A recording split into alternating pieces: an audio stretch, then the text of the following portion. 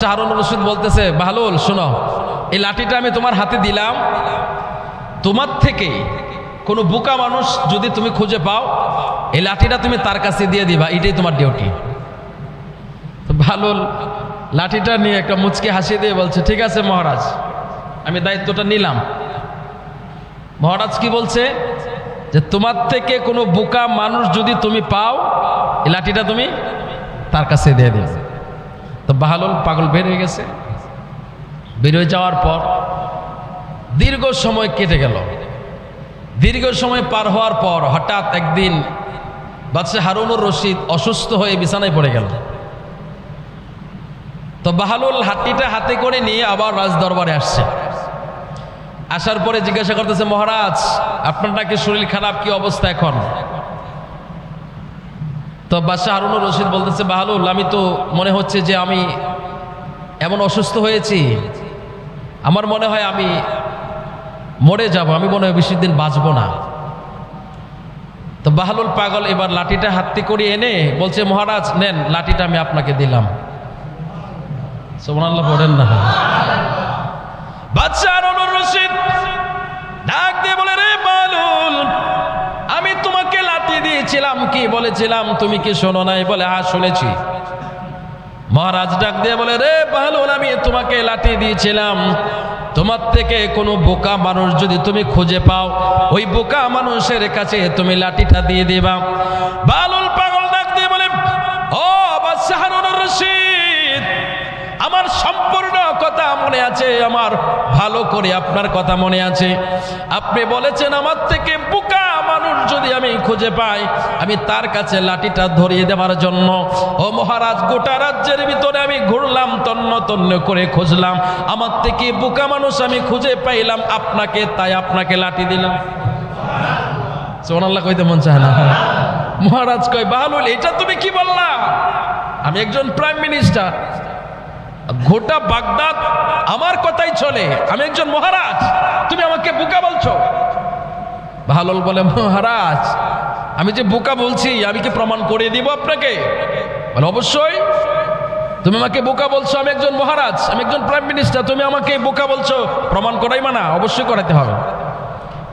এবার বাহলুল বলে, হুজুর তাহলে শুনেন, আপনি ধরেন আজকে বাগদাদ থেকে মদিনায় বা মক্কায় সফরে যাবেন, এখন আপনার কি প্রয়োজন?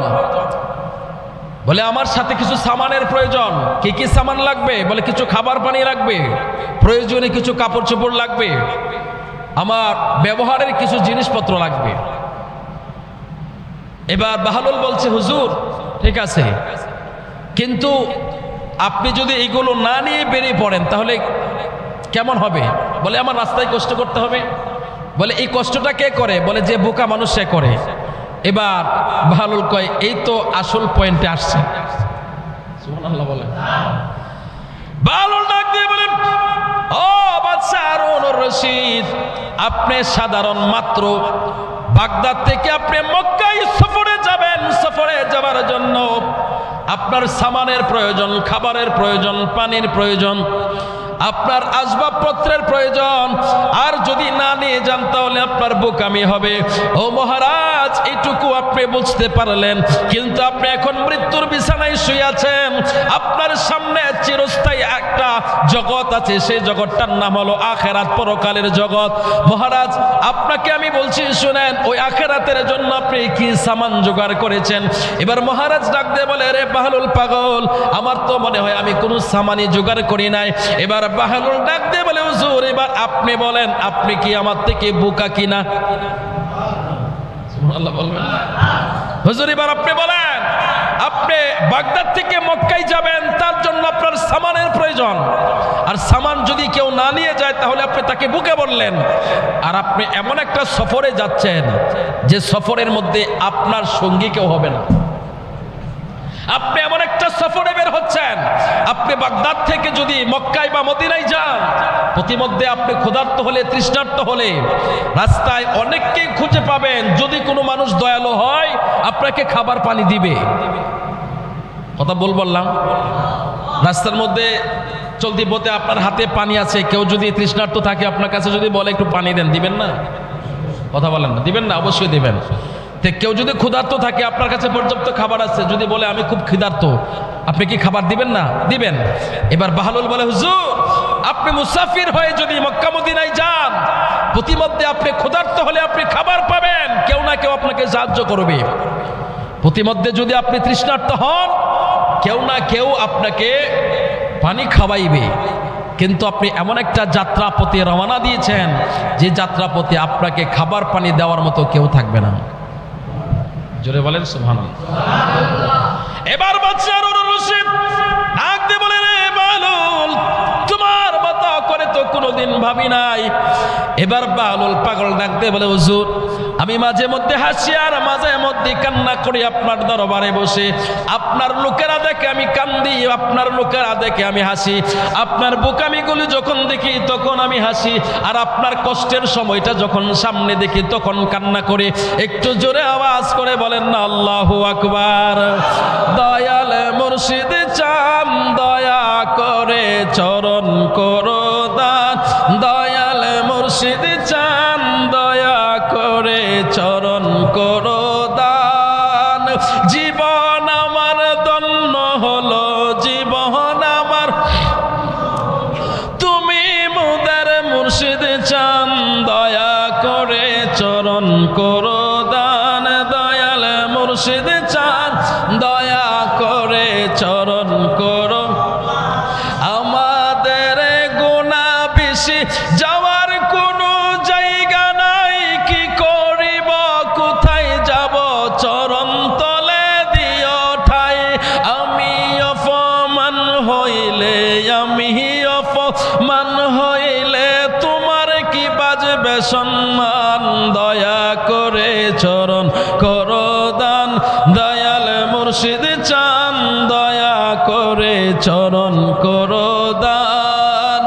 জীবন আমার ধন্য হলো, জীবন আমার, তুমি মুদের মুর্শিদ চান, দয়া করে চরণ করো দান। একটু জবান খুলে বলেন না আল্লাহু আকবার। বাদশা হারুনুর রশিদ এবার বাহলুল পাগলকে ডাক দেয়া বলে, বাহলুল রে, তুমি তো সত্য কথা বলেছ রে বাহলুল। এবার বাহলুল পাগল ডাক দিয়ে কয়, হুজুর তাহলে এবার আপনি শুনুন, আল্লাহর কোরআনে আল্লাহ কি বলেছেন। আল্লাহ বলেন, বিসমিল্লাহির রহমানির রহিম। ইন্নাল্লাযীনা আমানু ওয়া আমিলুস সালিহাতি লাহুম জান্নাতুন নাঈম।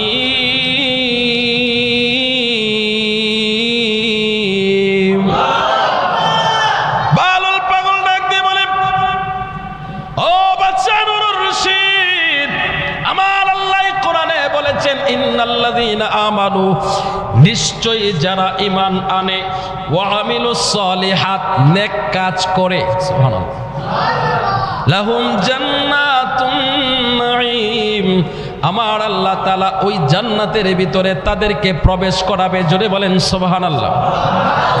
কি কাজ করতে হবে? ঈমান আনার পরে আমলুস সালিহাত, অর্থাৎ নেক কাজ। প্রথম কি বলা হয়েছে? ঈমান।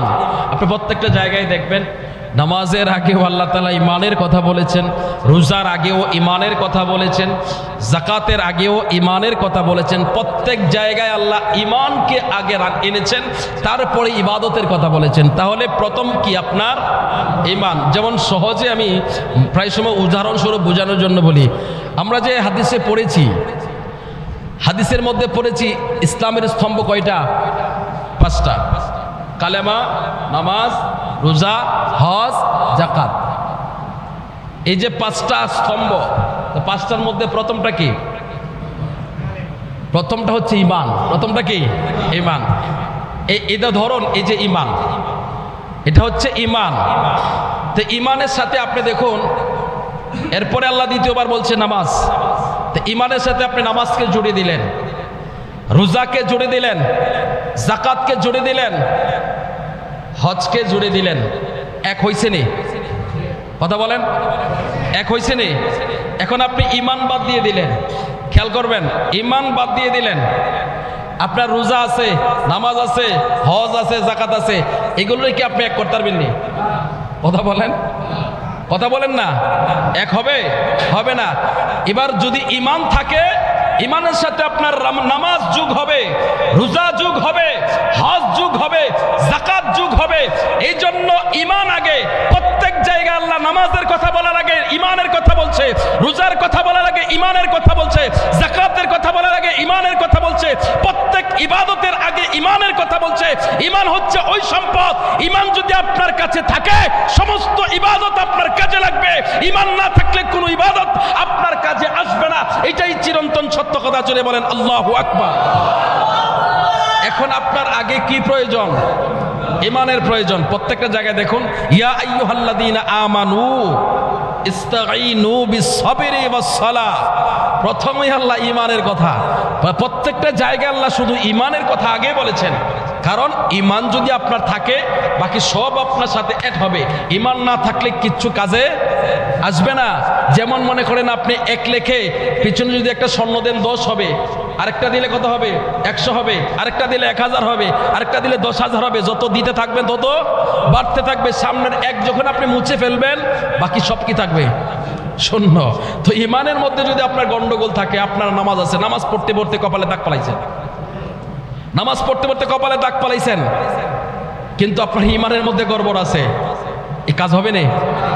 রোজা রাখছেন আপনি বছরের পর বছর, মানে ফরজ রোজা তো রাখছেন, পাশাপাশি নফল রোজা রাখছেন, সপ্তাহ 2টা রোজা রাখছেন, আরো অতিরিক্ত রোজা রাখছেন, কিন্তু আপনার ঈমানের মধ্যে গন্ডগোল আছে। এটা শুধু আপনার উপবাস ছাড়া আর কিচ্ছু কাজে আসবে না।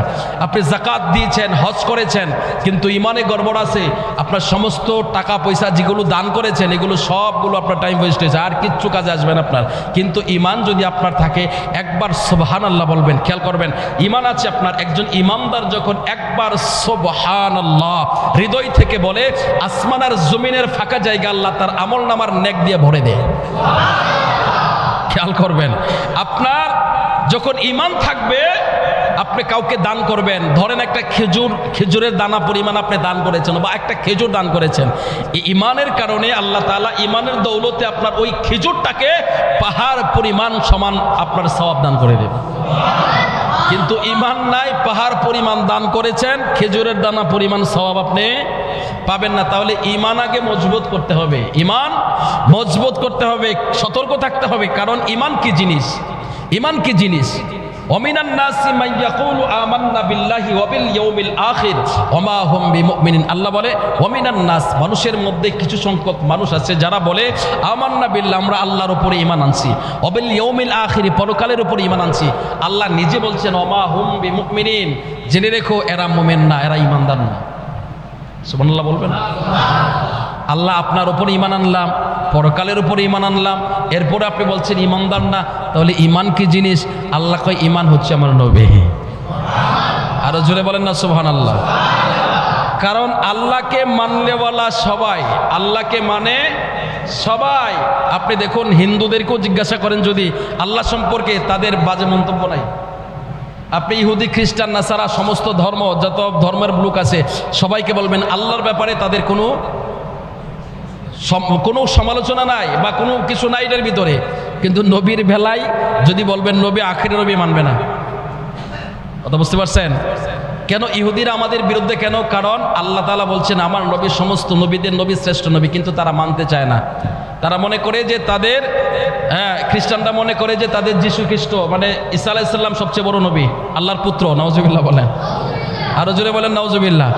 তাহলে গর্বর হচ্ছে নবী নিয়া। গর্বর কি? নবী নিয়া। আল্লাহ নিয়া কোনো গর্বর নাই, নবী নিয়া গর্বর। এই জন্য আল্লাহ তাআলা বারবার করে বুঝাইয়া দিলেন, কোরআনের আয়াত নাজিল করে স্পষ্ট করে দিলেন, তোমরা আমার উপরে ঈমান আনতে পারবা কিন্তু তোমরা ঈমানদার হবে না। তোমরা আখিরাতকে মানতে পারবা কিন্তু ঈমানদার হইবা না। ঈমানদার যদি হতে চাও আমার নবী মুস্তাফাকে মানো, আমার নবীকে মানলে তোমার ঈমান হবে। জোরে বলেন সুবহানাল্লাহ।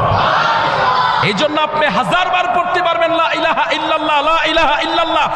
জিকির করতে করতে আপনার হাতের গুটার মধ্যে আপনার দাগ পড়তে পারবে, জিকির করতে করতে আপনার কলবের ভিতরে দাগ পড়তে পারবে, কিন্তু আপনি ঈমানদার হতে পারবেন না, জান্নাতে যেতে পারবেন না যতক্ষণ লা ইলাহা ইল্লাল্লাহর সাথে পড়বেন না মুহাম্মাদুর রাসূলুল্লাহ। লা ইলাহা ইল্লাল্লাহ 1000 বার পড়তে পারেন, কোনো কাজে আসবে না আপনার। যতক্ষণ মুহাম্মদুর রাসূলুল্লাহ না থাকবে, মুহাম্মদুর রাসূলুল্লাহ একবার থাকলে আপনার 1000 বার লা ইলাহা ইল্লাল্লাহর জিকির কাজে চলে আসবে। এই হচ্ছে ঈমান। ঈমান যখন আপনার আছে, আপনি 1000 বার লা ইলাহা ইল্লাল্লাহ পড়বেন, সওয়াব ওখানে যায় জমা হবে। আর যখন ঈমান থাকবে না, আপনি কোটিবার লা ইলাহা ইল্লাল্লাহ পড়বেন, একটা সওয়াবও পাবেন না। তাহলে ঈমান কি জিনিস? নবী, নবীকে আপনাকে যেতে হবে। নবী সম্পর্কে কথা বলার সময় অবশ্যই আপনাকে সতর্ক থাকতে হবে।